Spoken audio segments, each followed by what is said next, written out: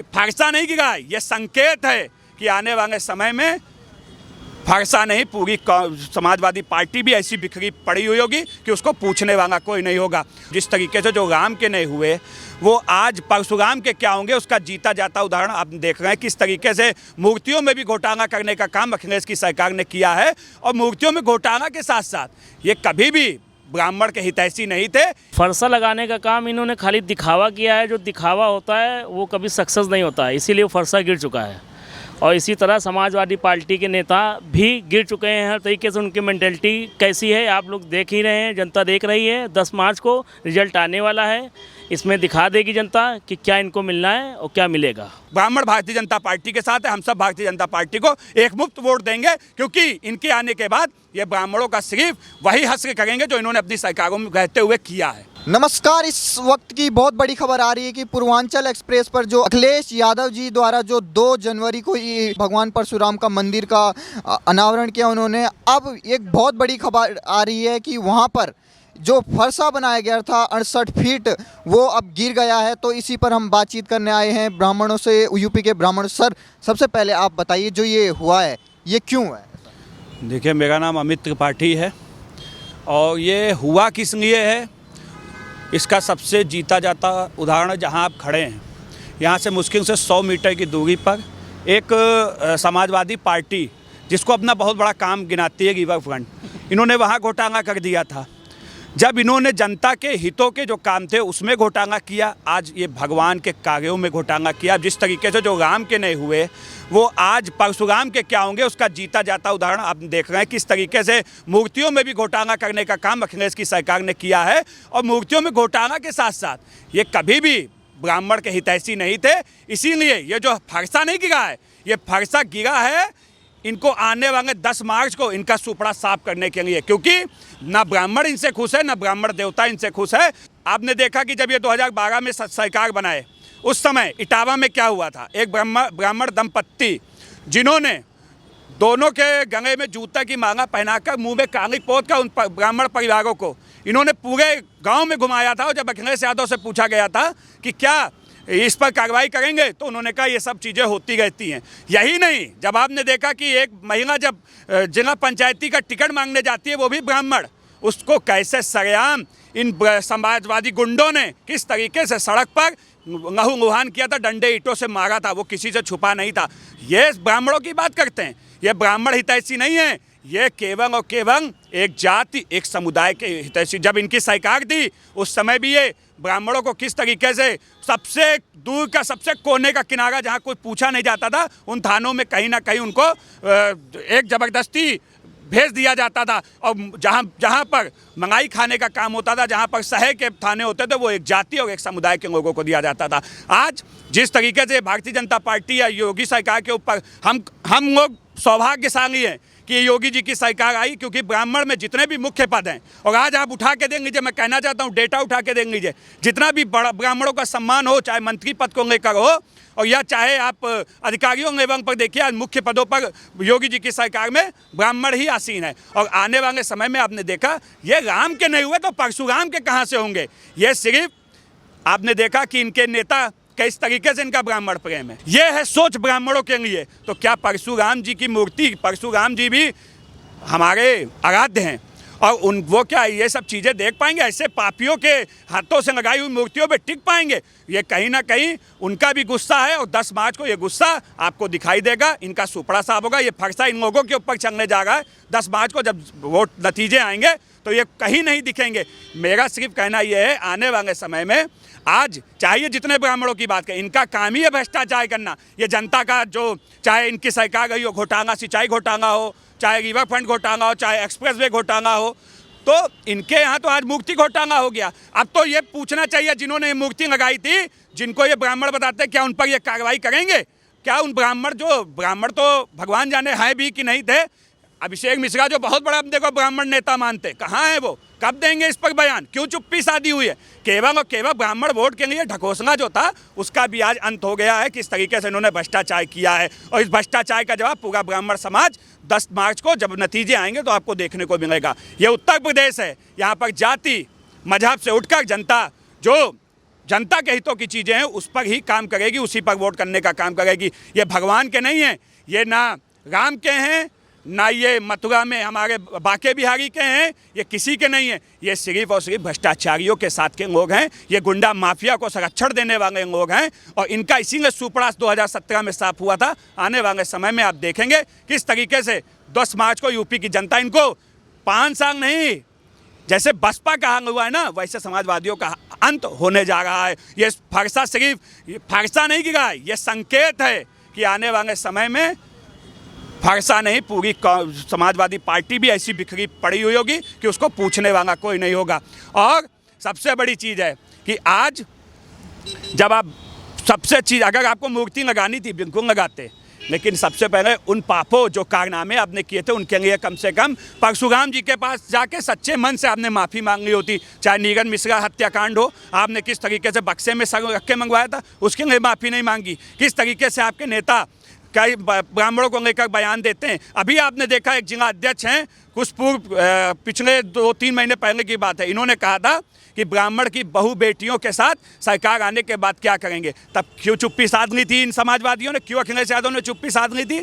सीधा है, ब्राह्मणों को केवल एक वोट बैंक के तौर पर समाजवादी पार्टी देखना चाहती थी। लेकिन ब्राह्मण इतना, आपने देखा 2014 हो, 2017 हो, 2019 हो और अब 2022 हो, समाजवादी पार्टी तो हर बार यही कहती है कि ब्राह्मण हमारा है और वोट हमें देगा। लेकिन सच्चाई क्या है? 2014 में भी देखा, 2017 में भी देखा, 19 में देखा, 22 में भी दिखा देंगे कि ब्राह्मण कहाँ जा रहा है। और यहाँ पर ब्राह्मण की बात नहीं है, ब्राह्मण प्रबुद्ध समाज से आता है। ब्राह्मणों के लिए सबसे बड़ा है कि हमारे देश का विकास होना चाहिए, हमारे समाज का विकास की बात करता है। पहले जनता का विकास हो, राज्य का विकास हो, देश का विकास हो, उसके लिए पहचाना जाता है। जब यहाँ ब्राह्मण केवल अपने हित के लिए कोई काम नहीं करता है। जहाँ तक की बात है, आपने देखा कि ये फरसा जो गिरा है, अभी तक समाजवादी पार्टियों की तरफ से कोई भी एक भी बयान नहीं आया है। और ये दिखाता है कि कितना दुर्भाग्यपूर्ण है कि किस तरीके से ब्राह्मणों के नाम पर आज भी, जब सत्ता में थे तब भी छंग कपट करते थे और विपक्ष पे रहकर भी ये छंग कपट करने का काम करें। और आने वाले 2000 जब अभी 22 में चुनाव होगा तो जनता इनको इसका हिसाब और इनको औकात बताने का काम करेगी। सर आपका नाम? चेतन तिवारी नाम है मेरा। तो जैसे कि आपने देखा कि माना जा रहा था अखिलेश यादव जी ने जो ये भगवान परशुराम की फरसे का अनावरण किया और मंदिर का अनावरण किया, तो माना जा रहा था कि जो राम मंदिर और जो काशी विश्वनाथ का जो काम हुआ है उसकी वजह से जो हिंदू उनको वोट देंगे बीजेपी को, वो अब इसको मतलब वो ये चाहते थे कि ब्राह्मणों का वोट एक मुश्त उनको पड़ जाए। लेकिन इसके बाद अब क्या होगा? फरसा लगाने का काम इन्होंने खाली दिखावा किया है। जो दिखावा होता है वो कभी सक्सेस नहीं होता है, इसीलिए वो फरसा गिर चुका है। और इसी तरह समाजवादी पार्टी के नेता भी गिर चुके हैं। हर तरीके से उनकी मेंटेलिटी कैसी है आप लोग देख ही रहे हैं, जनता देख रही है। 10 मार्च को रिजल्ट आने वाला है, इसमें दिखा देगी जनता कि क्या इनको मिलना है और क्या मिलेगा। तो आपको क्या लगता है कि जो ये ब्राह्मणों को रिझाने की बात की जा रही थी, तो क्या ब्राह्मण अब इसको देख के जो मतलब जो पहले माना जा रहा था कि भगवान परशुराम की मूर्ति से कुछ लोग जो प्रभावित हुए होंगे, आज जो ये फरसा गिरा है इससे क्या प्रभावित? कुछ नहीं हुए, खाली इनका जो कारनामा है ये सब पब्लिक देख रही है। कोई फरसे में ना दम था ना कुछ था, उसको खाली ऐसे मिट्टी में लगा दिया गया था, इसीलिए वो गिर गया है। और ये खाली ये फरसा बस ये 10 मार्च तक लगा था, उसके बाद ये खुद ही समाजवादी गिरा देते इसको समाजवादी खुद ही गिराने का काम करते हैं। अभी लगाया इसलिए था क्योंकि वोट के ब्राह्मणों के वोट के लिए, और बाकी ये खुद फरसा गिराने का काम खुद करते बाद में। ये कोई हित ऐसी नहीं ब्राह्मणों के। जिसे श्री अखिलेश यादव जी ने खुद अनावरण किया हो, वो केवल 8 दिन में ही गिर जाना, ये कैसी बात है? अखिलेश यादव जी ने कभी ब्राह्मणों की हितैषी वाला कौन सा काम किया बताइए? ये फरसा लगाने वाला काम कर लिया तो क्या बहुत अच्छा कर लिया है? वो भी 4-5 दिन में गिर। जो ये आज हुआ है इसके बाद अखिलेश यादव जी के मतलब क्या उनसे माफ़ी की अपील करते हैं? माफ़ी अपील इनसे, ये माफ़ी के लायक ही नहीं। पहली बात, इनसे क्या माफ़ी मांगेंगे किसी ब्राह्मण से? तो सर जैसे आपका नाम क्या है? अभय उपाध्याय नाम है हमारा। तो आपने ये देखा होगा जो वीडियो वायरल हुआ है, उस पर आप क्या कहेंगे?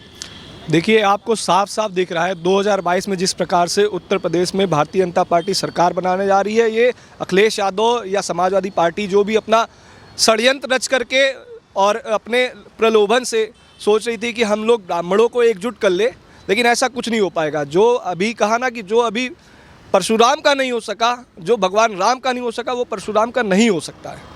तो जो मतलब इतना कम समय में, मतलब अभी 2 जनवरी को हुआ और आज 10 जनवरी है, उसका ऐसे गिर जाना, ये मतलब किस तरीके के भ्रष्टाचार को उजागर करता है? देखिए, ये भ्रष्टाचार की सरकार ही है, ठीक है। आप चाहे इनके कार्यकाल में जितना भी देखिए, आप सिर्फ भ्रष्टाचार भ्रष्टाचार भ्रष्टाचार दिखेगा। जहां आप खड़े, इसके पीछे ही आपको एक बहुत बड़ा भ्रष्टाचार है। उससे पहले इन्होंने एक्सप्रेसवे के लिए जो अभी एस्टिमेट तैयार किया था, उसमें भी भ्रष्टाचार था।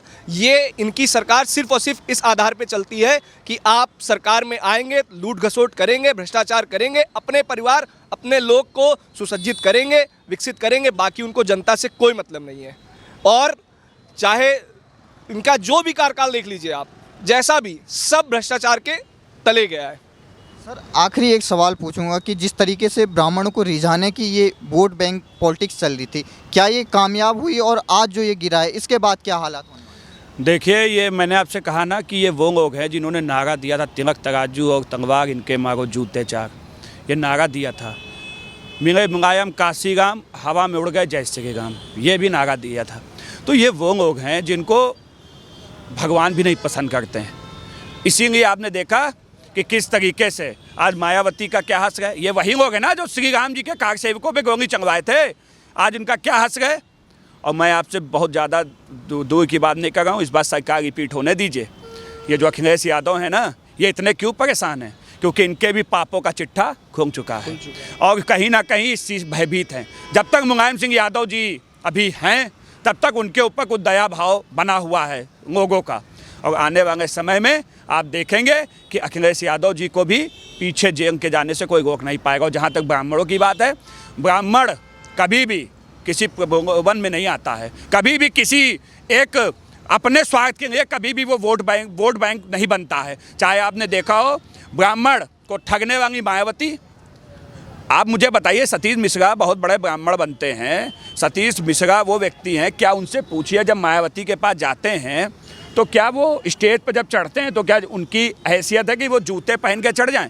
जूते उतार के उनको जाना पड़ता है बसपा सरकार में, ये है हैसियत। और जहाँ तक अखिलेश यादव की बात है, अखिलेश यादव हैं किसके? अखिलेश यादव तो आज कहते हैं ना कि मैं, आप उनके पुराने बयानों को उठाइए, वो कहते थे कि मैं तो भगवान पे विश्वास नहीं करता हूँ, मैं पूजा नहीं करता हूँ, मैं मंदिर घंटी नहीं बजाता हूँ। और आज केवल वोट बैंक के चक्कर में आज राम जी के भी मंदिर जा रहे हो, आज परशुराम जी की मूर्ति भी लगा रहे हो, आज परशुराम इतने खास हो गए। मैं उन ब्राह्मण नेताओं से पूछना चाहता हूँ सबसे पहले कि अगर सच्ची में वो असली ब्राह्मण हैं तो जाएं, इसके लिए जो जिम्मेदार लोग हैं, अभिषेक मिश्रा थे इसमें, जो कमेटी के लोग थे, क्या वो यहाँ से अब उन पर कार्रवाई होगी? क्या उनको पार्टी से बाहर किया जाएगा? अब ये देखना होगा कि ब्राह्मण सम्मान सबसे बड़ा है कि उनके यहाँ ये दो चार जो ब्राह्मण नेता खुद को बताते हैं, ये वो ज़्यादा जरूरी हैं। देखिए, जनता हो या ब्राह्मण समाज हो, ब्राह्मण समाज, मैं ये भी नहीं कहता हूँ कि भारतीय जनता पार्टी को इसलिए हम पसंद करते हैं क्योंकि आज हमें जो सम्मान चाहिए था, मैंने कहा ना, आज भारतीय जनता पार्टी में आपने देखा, इससे पहले डीजीपी जब सरकार बनी तो ब्राह्मण समाज से थे।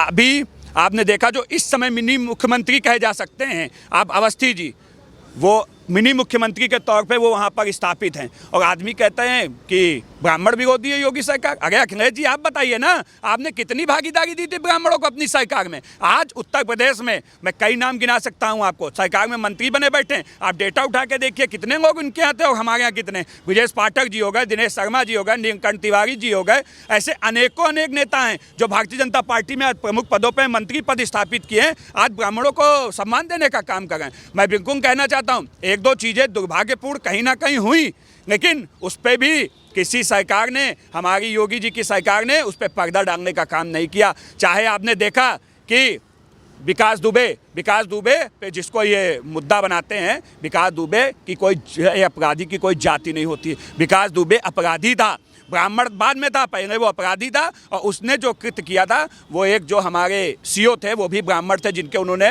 बेरहमी से हत्या की थी। उस पर इन लोगों को, समाजवादी पार्टी और बसपा कांग्रेस वालों को ये नहीं होता है कि उन पर कुछ जाके संवेदनाएं उन्होंने व्यक्त की जाए। लेकिन हाँ, विकास दुबे के लिए खड़े हो जाते हैं, खुशी दुबे के लिए खड़े हो जाते हैं, उनके परिवार के साथ खड़े हो जाएंगे। लेकिन उस सीओ जो परिवार है, सीओ की बेटी जो है, आज उन्हें नौकरी ज्वाइन की ना, आज उनको सम्मान मिला। आज ये सम्मान दिया भारतीय जनता पार्टी में। अखिलेश की सरकार होती तो यही ब्राह्मण परिवार तंगवे रगड़ते रगड़ते उसके बरसों बीत जाते, वो सम्मान क्या, नौकरी क्या, पता चलता उल्टा उसी को मुकदमा करके बाहर भेज दिया जाता। मैं स्वयं मुकदमा झेलने वाला व्यक्ति हूँ अखिलेश की सरकार में। 2016 में मैं एक जगह पे आपको बताऊं कि वो चल रहा था चरस गांजे का धंधा, मैं वहाँ गया, बंद कराने गया, और वहाँ पर उल्टा मुकदमा मेरे, क्योंकि मैं एक दूसरी पार्टी या हिंदुत्व को लेकर मैं किसी पार्टी से जुड़ा हूँ, तो इसलिए मेरे ऊपर मुकदमा कर दिया गया। मैं ब्राह्मण हूँ, मुकदमा कर दो।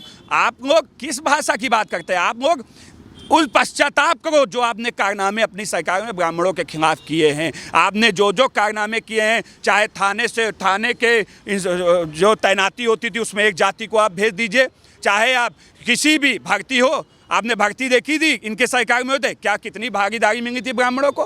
कोई ब्राह्मण था उसमें? लेकिन अखिलेश यादव जी तो कहते हैं कि नहीं, मतलब अभी उन्होंने मतलब जो ये हुआ था, मूर्ति का अनावरण हुआ था, उसके बाद वो ये कह रहे थे कि ब्राह्मण हमको वोट देंगे, और उन्होंने प्रेस कॉन्फ्रेंस में भी कहा था कि भगवान श्री कृष्ण हमारे सपनों में आ रहे हैं आजकल, और वो कह रहे हैं कि समाजवादी पार्टी की अब सरकार बनने वाले, और उसके बाद कैसे उनके नेता पीछे से हंसते हुए दिखाई। देखिए, मैं आपसे कहना चाहता हूँ कि समाजवादी पार्टी वाले पूछते हैं कि क्या बदलाव आया उत्तर प्रदेश में, तो मैं यही तो कहना चाहता हूँ, जो सिर्फ ईद पर जाके जालीदार टोपी लगाकर ईद में बैठकर वो सेवैया खाते थे, वो आज मंदिर जा रहे हैं। आज उनको श्री कृष्ण जी भी सपने में आ गए हैं। कभी आपने सोचा था? यही अखिलेश यादव कहते थे ना कि मैं पूजा पाठ में विश्वास नहीं करता हूँ, आज मंदिर जा गए हैं ना। इससे बड़ा बदलाव क्या चाहिए? समाजवादी पार्टी को देखना चाहिए कि आज अखिलेश यादव खुद योगी जी के आने के बाद कितने बदल गए हैं, ये देखना चाहिए। और आज मैं गर्व के साथ कह सकता हूँ, मैं ब्राह्मण से पहले हिंदू हूँ, स्नातनी हूँ, और आज हमारे लिए सौभाग्य की बात है कि आज एक कुर्सी पर एक भगवा बैठा है, एक स्नातनी मुख्यमंत्री बैठा है, जिसके लिए ये जो डिजर्व करते हैं उनके लिए आज हमारे लिए सौभाग्य की बात है कि हम इस चीज़ों को देख रहे हैं। क्योंकि हिंदुस्तान में हर तरीके से कभी भी ऐसी परिस्थिति नहीं बनती थी कि एक संत जाकर कहीं मुख्यमंत्री बने, और आपने देखा कि जितने संत थे उनको मिटाने का प्रयास किया गया जब इनकी सरकारें थी। चाहे फिर बाबा रामदेव को आपने देखा किस तरीके से वो भागे थे, अगर नहीं भागे होते तो मरवा दिए जाते। उस पर क्या टिप्पणी की? इन लोगों ने कुछ नहीं किया, इन्होंने तो उसका समर्थन किया कि वो कांग्रेस ने जो कार्रवाई की वो सही की। आपने देखा ऐसे कितने अनेकों कारनामे इनकी सरकार में हुए। देखिए, कहीं ना कहीं आज ये लोग भयभीत हैं। आज परशुराम जी इनसे खुश नहीं थे, इसीलिए तो फरसा गिर गया।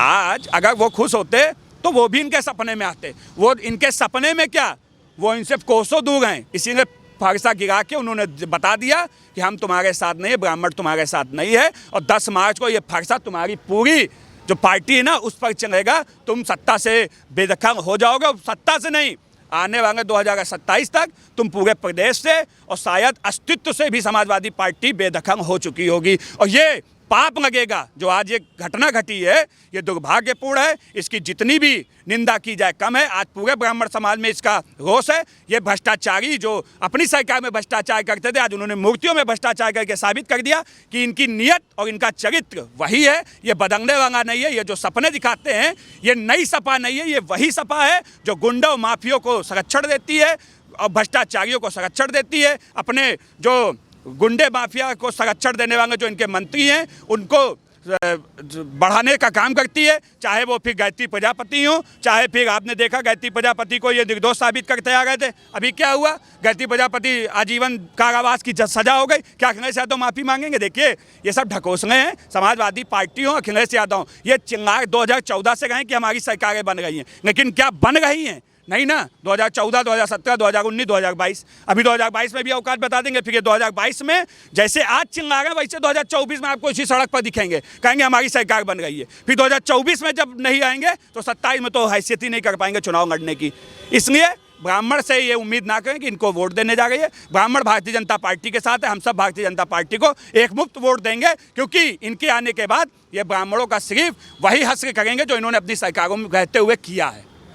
परसों ही चुनाव आयोग ने आचार संहिता लागू कर दी है और अब वोटिंग शुरू होने वाली है, और कई लोग सोशल मीडिया पे कह रहे हैं कि ये अपशगुन बता रहा है समाजवादी पार्टी के लिए कि आने वाले समय में भी उनकी पार्टी सत्ता में नहीं आ रही। जी बिल्कुल, ये अपशगुन तो है ही है।